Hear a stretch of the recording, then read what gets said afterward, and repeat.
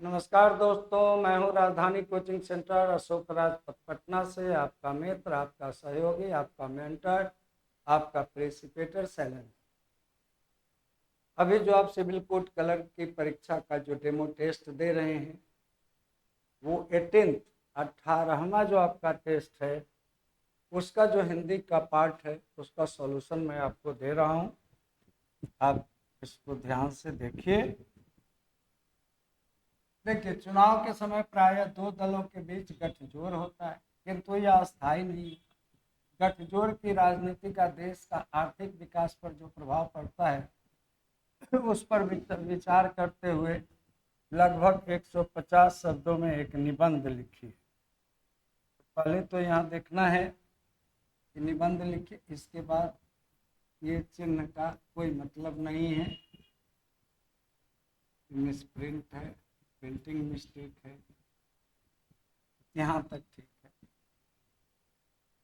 अब देखिए, इसमें शीर्षक नहीं है तो शीर्षक हम बना सकते हैं गठजोड़ की राजनीति का देश पर प्रभाव। तो हम लिखेंगे कि लोकतंत्र के विकास में गठजोड़ की राजनीति का एक अपना महत्व होता है। कहा जाता है कि जिस देश का लोकतंत्र का विपक्ष जितना सबल होगा, लोकतंत्र उतना ही स्वस्थ होगा।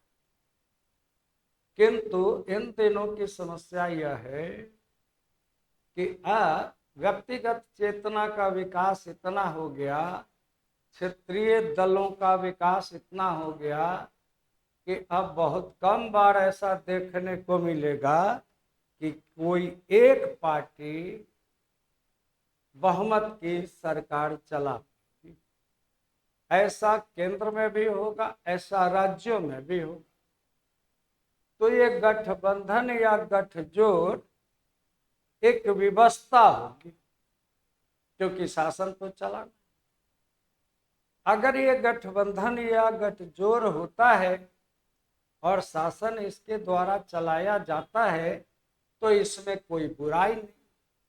अनेक दल और अनेक विचारधारा के लोग होंगे तो उनमें आपसी सहमति जल्दी नहीं होगी, तो किसी भी मुद्दे पर एक कॉमन मिनिमम प्रोग्राम बनाया जाएगा जिसमें सबका हित होगा। एक ऐसा कार्यक्रम तय किया जाएगा, एक ऐसा एजेंडा तय किया जाएगा जिसमें सबका हित होगा, तो सबका साथ सबका विकास सचमुच हो जाएगा। लेकिन समस्या ये है कि ये जो गठबंधन करते हैं राजनीतिक दल, ये स्वार्थ के आधार पर करते हैं। केंद्र का गठबंधन केंद्रीय ध्रुवीकरण के आधार पर होता है और राज्यों का गठबंधन राज्य के आधार पर होता है। तो इसका मतलब हो गया कि इसमें नैतिकता का अभाव होता है, सेवा का अभाव होता है और स्वार्थ की पूर्ति की कोशिश ज्यादा की जाती है। तो ऐसी स्थिति में दलों के अंदर विभाजन होता है तो सरकार गिर जाती है, तो फिर से चुनाव की प्रक्रिया शुरू होगी। तो विभिन्न मत के लोगों के रहने से जल्दी कोई एजेंडा पास नहीं होगा, तो देश की प्रगति और विकास बाधित रहे। सरकार बार बार गिर जाएगी तो चुनाव में ही चुनाव आयोग लगा रहेगा, देश लगा रहेगा, तो फिर विकास का काम कैसे करेगा। हुआ यह है मित्रों इन दिनों कि राजनीति को हमारे भाइयों ने सेवा की जगह कैरियर मान लिया है। तो जब राजनीति को उपार्जन का विषय आप बना लेंगे तो यह तो आपकी व्यक्तिगत पूर्ति की बात है, इसमें समाज का कल्याण बात की बात का है। जैसे मैं कहीं अध्यापक हूं, मैं सैलरी लेता हूं, तो इसमें तो मेरा व्यक्तिगत कल्याण है, इसमें समाज कल्याण की बात का है। तो अब राजनीति में लोग बात देने नहीं जाते, वो कैरियर के हिसाब से सेवा देते। तो ये गठजोड़ की राजनीति है तो अच्छी, लेकिन स्वस्थ मानसिकता के अभाव में ये एक विफल परिणाम देती है। तो राष्ट्र को, राज्य को इसका निश्चित घाटा होता है। लेकिन अगर सही इंटेंशन से, वास्तविक दृष्टिकोण से, देश या राज्य के विकास के दृष्टिकोण से एक गठजोड़ होता है तो यह प्रजातंत्र की सच्ची निशानी है। आप हमारे सबसे पहले लोकतंत्र में जाइए, लिच्छवी गणराज्य जो आप ही के बिहार के वैशाली में है, वहां अनेक समूहों के लोग साथ में थे और वह लोकतंत्र अच्छा चला, ये आपका इतिहास बताता है। तो हमारे आजादी के नेताओं ने जो सपने देखे थे, वो सपने आज के हमारे राजनीतिक लोग नहीं देख पाते। अपने व्यक्तिगत स्वार्थ और भाई भतीजे बाद में लग जाते हैं, तो उससे देश के आम आदमी का कल्याण तो नहीं। पानी झमाझम बरस रहा है, लेकिन ऊपर ऊपर चला जा रहा है, तो बैल तो प्यासा रह जाएगा, गगरी तो फूटी की फूटी रह जाएगी। तो ये बड़ी समस्या है। कहाँ तो तय था चरागा हर एक घर के लिए, कहाँ चराग मयसर नहीं शहर के लिए, दुष्यंत ने लिखा। हमारे क्रांतिकारियों ने, आजादी के स्वतंत्रता सेनानियों ने कल्पना की थी कि सुराज होगा तो हर घर में उजियाला पहले। यहाँ तो शहर में उजियाला नहीं है, घर की बात छोड़ दी। तो किशोर जी ने बड़ा अच्छा लिखा था कि राजनीति में मित्र कठिन है, स्व से उठा चरित्र कठिन है, किसी जुआरी के अड्डे पर वातावरण पवित्र कठिन है। तो आज की राजनीति और जुआरी का अड्डा समान होता जा रहा है। तो हमारे राजनीतिज्ञ जब तक नैतिक तरीके से काम नहीं करेंगे, तब तक ये गठबंधन की सरकारें डबाडोल की सरकारें रहेंगी और इससे राष्ट्र का कल्याण नहीं। इस थीम पर आप इसको लिखेंगे। नेक्स्ट देखते हैं। अपने घर में बिजली का नया कनेक्शन लगवाने का अनुरोध करते हुए क्षेत्रीय विद्युत अधिकारी को एक आवेदन पत्र दे। तो आप लिखेंगे, सेवा में विद्युत अधिकारी महोदय, अवश्य प्रक्षेत्र, दिनांक, विषय, बिजली का नया कनेक्शन लगाने के संबंध में महाशय सबने निवेदन है कि मैं आपके विद्युत क्षेत्र के कखग मोहल्ले का निवासी हूँ। अभी मैंने अपना नया घर बनाया है इस मोहल्ले में, और मैं आस पास के पड़ोसियों से बिजली उधार लेकर अपना काम चलाता हूँ। मेरा अपना कोई मीटर नहीं है, मेरे घर में कोई अस्थायी प्रबंध नहीं है। तो मैं चाहता हूँ कि मुझे बिजली का एक नया कनेक्शन दिया जाए। अतः अनुरोध है कि हमारे आवेदन पर सहानुभूतिपूर्वक विचार करें, ताकि हमें जल्दी विद्युत सुविधा उपलब्ध हो सके। तत्संबंधी कागजात आवेदन के साथ संलग्न है। धन्यवाद, भवदीय अथवा भवदीया। अच्छा हो गया।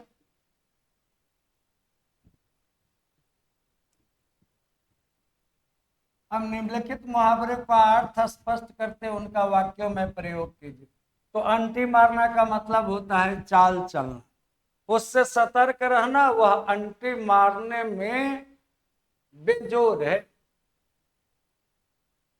उससे सतर्क रहना, वह कभी भी अंटी मार सकता है। दूसरा है अपना उल्लू सीधा करना, अपना काम निकालना।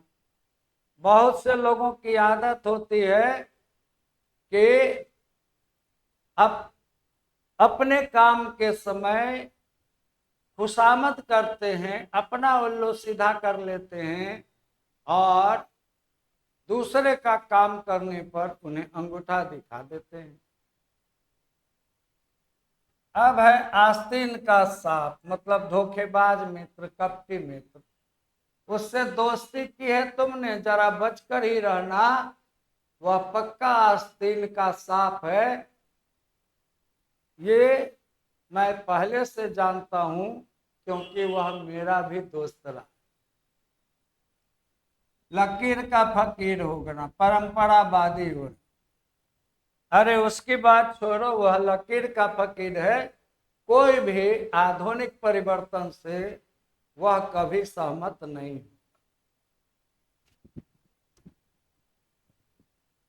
नेक्स्ट है वाक्य शुद्धि है, चाहे जैसे भी हो तुम वहां जाओ। तो यहाँ भी कट जाएगा, ये नहीं होगा, दूसरा कलर लेना पड़ेगा।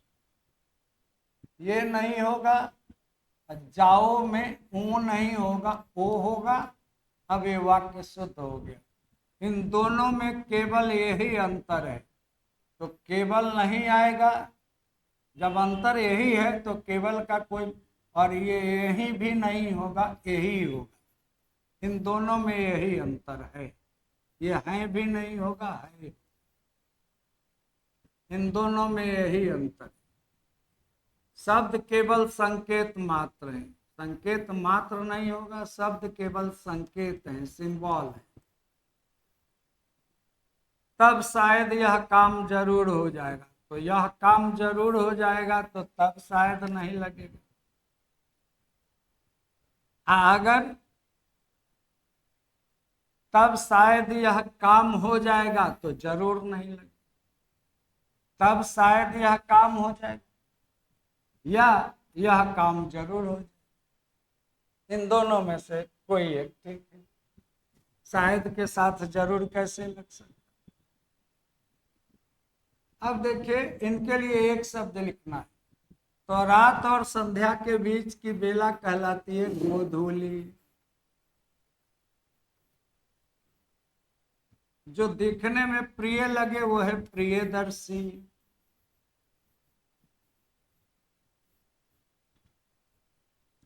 जिसके शेखर पर चांद हो वो है चंद्रशेखर।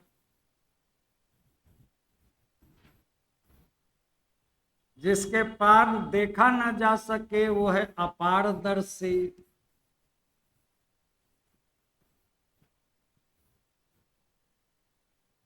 ये हो गया। अब इनका विलोम लिखना है। तो आलस्य तो स्फूर्ति,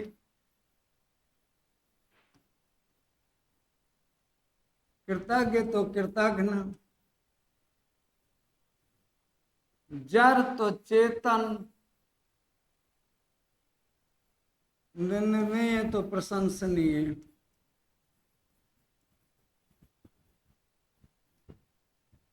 नेक्स्ट, इनके पर्याय लिखना है समानार्थी। तो अग्नि का तो बहुत आसान है, हम आग लिखें, कृषाणु लिखें, जो कंफर्म रहेंगे वो लिखेंगे। धूमकेतु लिखें, ऐसा हो, धूमकेतु। गंगा का पर्यायवाची है भागीरथी, सुरसरी, और भी बहुत सारे पर्यायवाची। हवा का पर्यायवाची है पवन, अनल, वायु इत्यादि। बादल का पर्यायवाची है अभ्र, अभ्र आकाश को भी कहते। बादल का पर्यायवाची है मेघ, बादल का पर्यायवाची है पयोधर। अभ्र आकाश को भी कहते हैं, इसको छोड़ ही दीजिए। मेघ, पयोधर, जलधर,